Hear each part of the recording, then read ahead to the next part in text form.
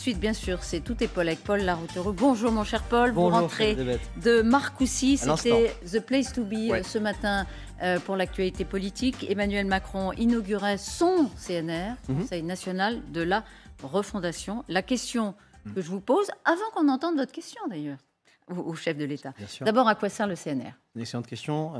Avant de vous montrer la réponse au chef de l'État, petit reportage et petite recontextualisation historique. CNR, ce sont les mêmes initiales que, je vous en souvenez bien sûr, le fameux Conseil national de la résistance. Bien sûr, c'est fait exprès, sauf que là maintenant, ça s'appelle le Conseil national de la refondation. C'est une nouvelle structure inventée donc par Emmanuel Macron quand il était en campagne pour les élections législatives et dont il avait promis la création imminente à Anne-Claire Coudray le 14 juillet. Dans ce Conseil national de la refondation qu'on va lancer dès la fin de l'été, avec les partenaires sociaux, les employeurs, mais aussi les collectivités locales, les forces politiques. Je veux travailler plus vite et plus fort avec nos maires, nos élus, mais aussi nos partenaires sociaux, dans ce Conseil de la refondation que je mettrai en place. Voilà, le président promettait de réunir toutes les forces politiques, l'intégralité de l'opposition aurait pu venir si on l'écoutait. Bon, ils ont tous refusé de venir, ils boycottent les partenaires sociaux. Beaucoup sont là, mais beaucoup de syndicats importants sèchent tout simplement. Les maires et les élus se sont tellement fait prier que le chef de l'État a dû faire venir les patrons des maires et des régions de France à l'Élysée pour les convaincre. Ils sont venus, mais ils ont imposé le huis clos, ça sent mauvais.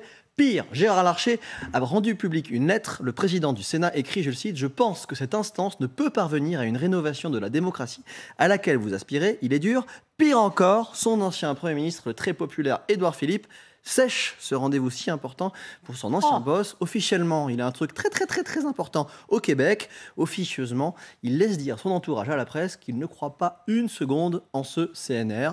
Clairement, ce CNR, il n'est pas bien parti. Je vais vous montrer la réponse à LCI du chef de l'État. Mais d'abord, direction les journées parlementaires des troupes présidentielles. Le groupe Renaissance avec Thibaut Bruck. On a pris la route de Louanville-le-Griffontaine, au milieu des champs en Seine-et-Marne. Un cadre chic et champêtre avec des voitures électriques de golf, une piscine, des poneys et Pat l'âne qui était la star et qui se baladait pépouze au milieu des députés. Mais il se balade, il est là, c'est Pat. C'est la mascotte des rugbymen, vous pensez ou... Oui. Dans les rugbymen, c'est Marcoussis, et là c'était en Seine-et-Marne. Ah, c'était en Seine-et-Marne. Pardon. Je n'ai pas été clair. Je n'ai pas encore voyagé. Allez, c'est parti pour les interviews. Bonjour Madame Berger, c'est quoi cet endroit? On a vu des poneys, on a vu un âne, il y a une piscine à côté. On fait quoi ici? On travaille. Vous avez vu que la piscine était fermée, donc personne n'y a été. Et là, il y a le Conseil national de la résistance. Non. Oh, lapsus. Bah, après, c'est peut-être fait pour. Peut-être que c'est fait pour quand. Non, je veux dire que non, mais c'est peut-être fait pour qu'on pense justement au Conseil national de la résistance. Pardon, il y a le Conseil national de la refondation. Est-ce que c'est pas morné? La liste des absents est presque plus longue que la liste des présents. Presque plus longue, ça veut donc dire que la liste des présents est plus importante que la liste des absents.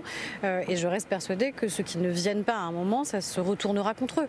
C'est compliqué d'expliquer en permanence que dans notre pays, il faut rechercher du compromis, qu'il faut rechercher du dialogue. Et quand on leur propose une nouvelle méthode, de dire on fait chaise vide. Et on vient pas sur le principe même. Pas d'Edouard Philippe là? Non, parce que Horizon est représenté. Oui, mais lui, il n'est pas là. D'accord, mais enfin, il a un déplacement qui était prévu de très longue date. Il n'aura pas pu l'annuler. C'est-à-dire que ceux qui nous reprochent tous les jours de la verticalité, le jour où on fait de l'horizontalité, où on veut écouter les Français pour pouvoir co-construire avec eux, ces gens-là se retirent en disant qu'ils sont contournés par ailleurs. Mais jamais le Parlement ne sera contourné. C'est pas le CNR qui va voter les lois, c'est le Parlement. Une entreprise Avril, qui est une super entreprise. Vous connaissez Avril? On fera l'interview après, il y a un âne. Bonjour, en plus il est super docile en fait. Comment il s'appelle? Je sais pas. Okay. C'est l'âne du coin. Est-ce que vous n'êtes pas condamné au bide? Est-ce qu'il n'est pas morné, ce CNR?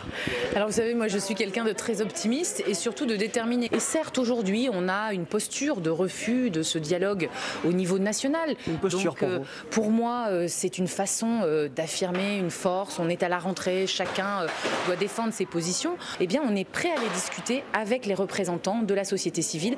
Donc nous continuons sur cette méthode et moi je suis convaincue que nous y arriverons. Merci beaucoup, merci d'avoir répondu. Vous m'avez pas coincé, hein? Non, mais par contre. C'est bien huilé. Elle le dit elle-même, madame la porte-parole. Non, je ne vous ai pas coincé, je vais quand même essayer de faire un petit peu mieux avec les ministres présents. Tiens, d'ailleurs, voici la première ministre.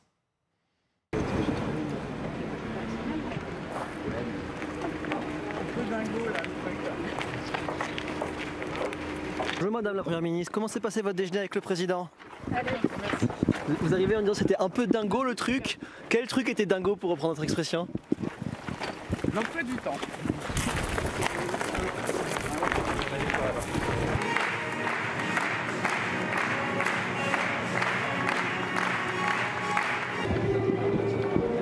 Madame la Première ministre, un mot sur le Conseil national de la refondation.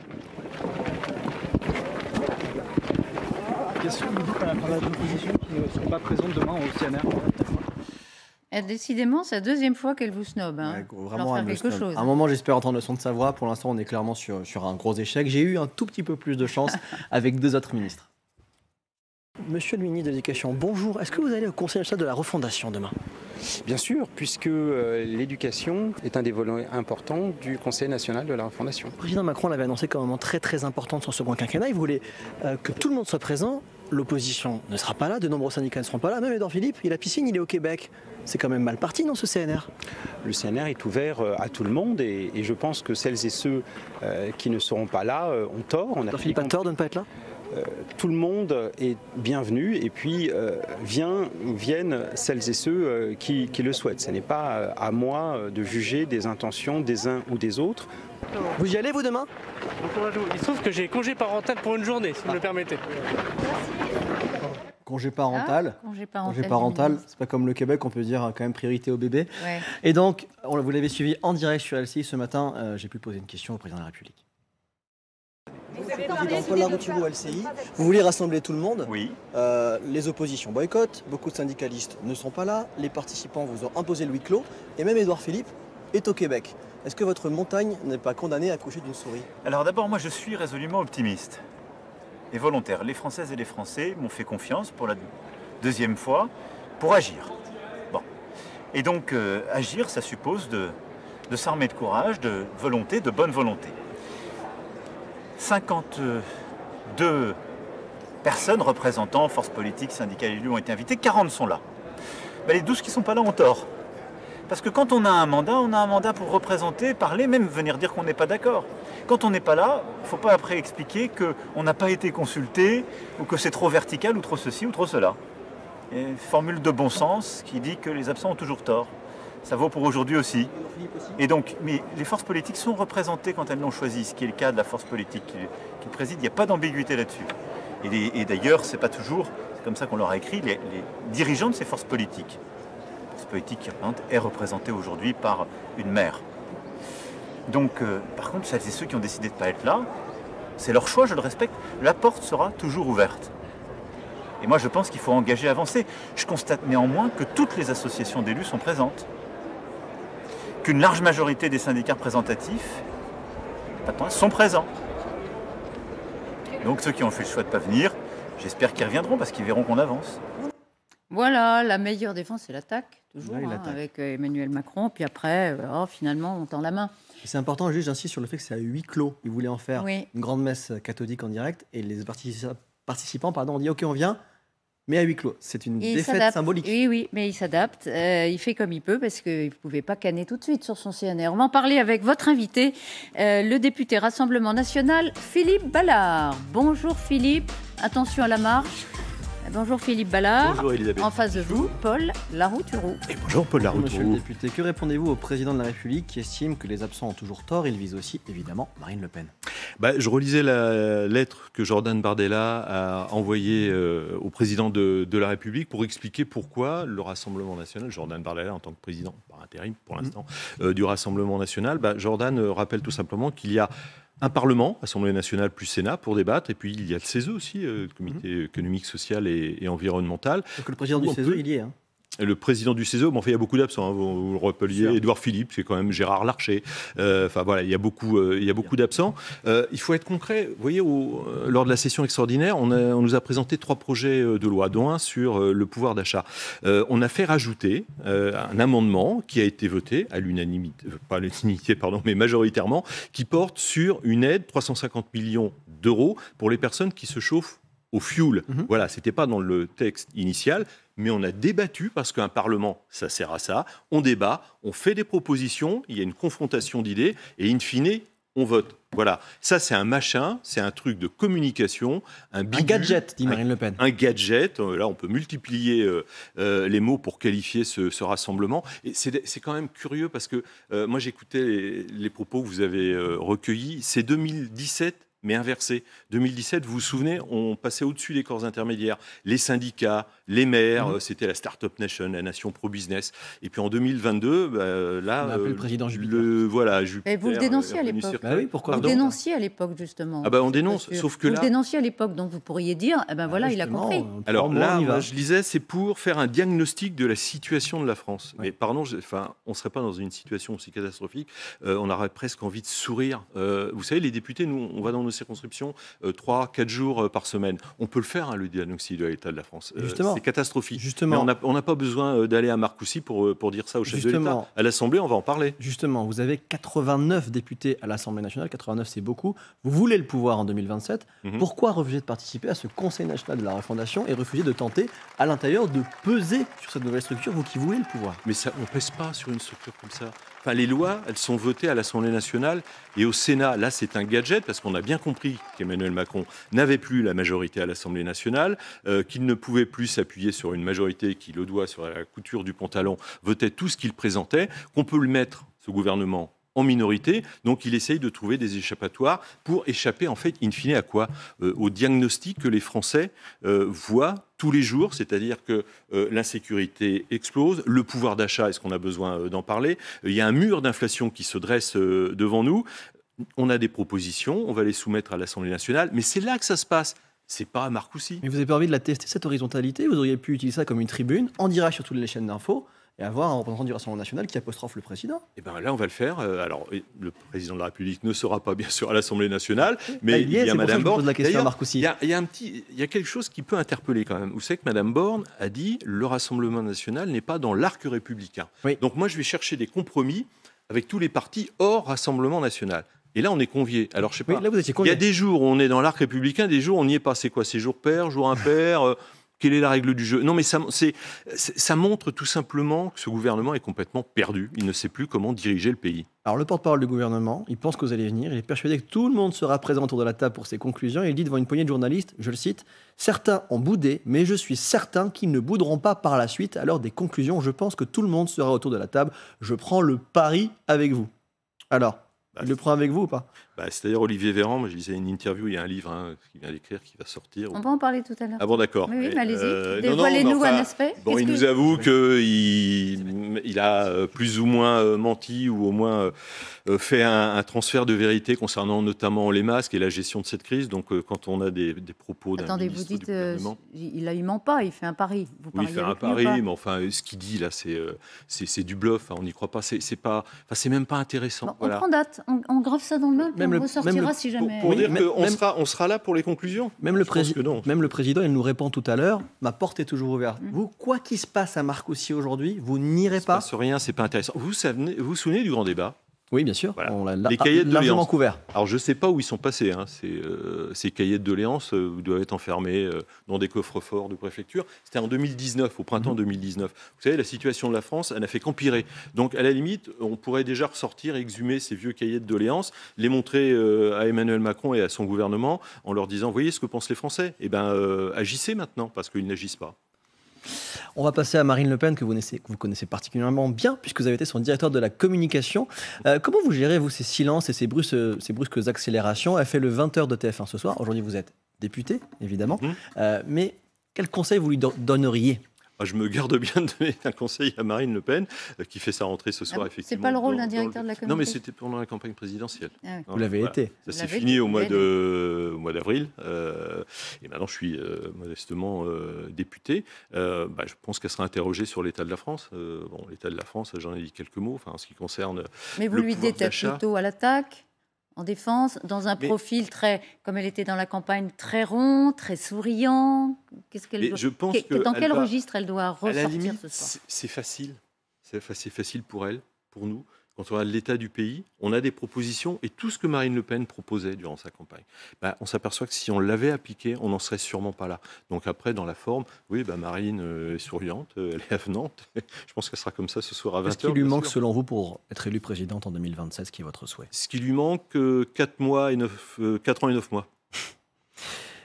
C'était la punchline qui était un peu préparée. Ah non, pas du tout. J'avais pas la question. Ah non, mais je n'avais pas la question. C'est sûr, vous n'avez pas la question, mais vous aviez déjà la réponse. Pour la présidence du parti, ça va être une bataille très importante, un duel pour succéder à Marine Le Pen à la tête du parti. Vous soutenez ouvertement Jordan Bardella plutôt que Louis Alliot. Pourquoi? Alors, c'est pas un duel. Si. Non, si. Parce qu'un duel, ça inclut la notion de violence, les duels avec des épées. Il faut qu'il y ait ces deux personnes qui se présentent pour diriger le premier parti de France. Voilà, tout simplement. Moi, effectivement, je soutiens, je l'ai dit... Pardon, c'est de la grosse langue de bois. Là, on est dans la langue de bois. On est d'accord avec Paul. Hein. Désolé. Là, vous nous la faites vraiment par parole. Campagne. Point numéro 1, tous les deux souhaitent que Marine Le Pen soit candidate en 2027 et souhaitent son élection. Après, sur les grands dossiers, que ce soit l'économie, le social, le pouvoir d'achat, l'immigration, la sécurité, si vous arrivez à trouver l'épaisseur d'une feuille de papier à cigarette de différence entre eux, là, il faut nous le dire. Mais alors, donc, vous, votre préféré, c'est qui? Alors, moi, je connais Louis Alliot depuis... plusieurs années, c'est quelqu'un, j'ai une grande estime pour lui. Il a réussi à conquérir une ville de plus de 100 000 habitants après un long travail sur le terrain. Et je connais Jordan Bardella depuis aussi quelques années. Je l'ai vu faire la campagne présidentielle, parce que vous vous rappeliez que j'étais dans l'équipe de campagne. Il a tenu le parti, il a fait un formidable boulot. Il a une énergie. Et pourquoi? Il a une énergie débordante, il a une vision. Et tout simplement, on continue avec Marine et Jordan pour arriver jusqu'en 2027. Voilà, tout simplement. Et il a une vision, il l'a exposé dans une interview qui sort dans Le Point. Voilà, une école de cadre, il faut aller conquérir des villes, des départements, des régions, ce qu'on fera dans les années à venir. Moi, il me bluffe, tout simplement, Jordan. Voilà. Mais Louis Alliot, j'ai une profonde estime pour lui aussi. Voilà. Non, mais il n'y a pas de duel, il n'y a pas de combat, c'est pas un ring de boxe. Vous avez un profil particulier, puisque vous avez longtemps été journaliste présentateur ici même à LCI. Est-ce que vous donnez des cours de média training aux nombreux députés RN pour lisser leur discours ou pour bien parler à l'Assemblée nationale? Non.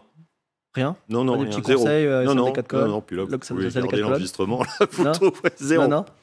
Non, mais si on dit, je vais... Non, mais oui, ça m'est arrivé une fois ou deux, on se croise dans les couloirs de l'Assemblée, tiens, je vais aller sur LCI, là, il y a tel dossier, voilà. On les entend pas beaucoup, les députés RN.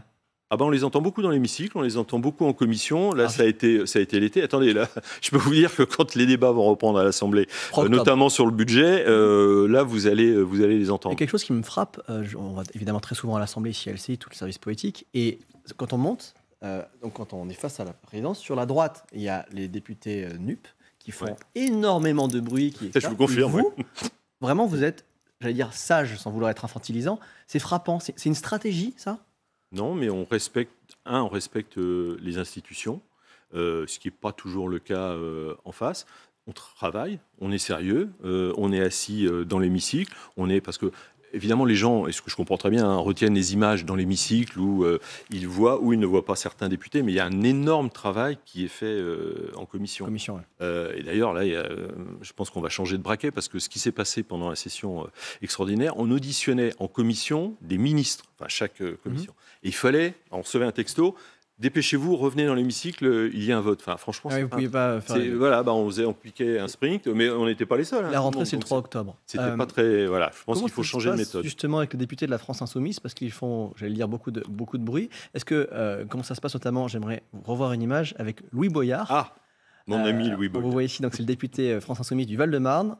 Il vous a esquivé. Il vous a pas serré la main le jour de l'élection d'Yael Braun-Pivet à la présidence. Oui, absolument. Un gros vent. Comment ça se passe avec lui depuis? Mais je pense, avec lui, on se croise sans plus. Mais en plus, là, il m'avait toisé. Si j'ai fait une tribune dans Valeurs Actuelles, bien sûr, où je lui ai répondu. Vous êtes expliqué avec lui ou pas? Non, avec lui, non. Mais je pense que ça doit être compliqué. Mais je pense que dans ce groupe LFI, il y a deux catégories en fait, de députés. Il y a les primo-élus, comme Louis Boyard. Il y a ceux qu'on connaît depuis, parce qu'on les voit sur les plateaux télé.